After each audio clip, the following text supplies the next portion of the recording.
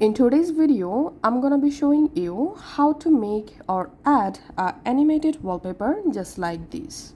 I'll show you the easiest way to do that. First of all, you have to go to your iPhone and then you have to install this Watch Faces app on your iPhone. So this is a free app. You can easily install the app from your app store. Once the app installed, go ahead and open the Watch Faces app. And here just tapping on this cross, and this is a free app, so we have to watch ad, annoying ad basically.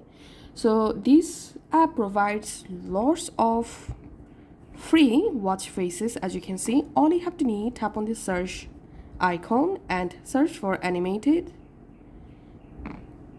and as a search results, here you will find lots of animated wallpaper. As you can see, so all you have to need, pick any of the wallpaper from this list. In my case, I'm selecting this one for example, and then just tap on install watch face. And now we have to watch ad. So make sure your iPhone connected with internet connection.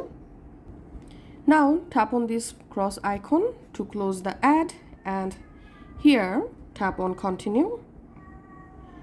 And tapping on done, we can see the watch face successfully added, and we can see the watch face successfully applied on my Apple Watch. Now, as you can see, the Apple wallpaper is animating.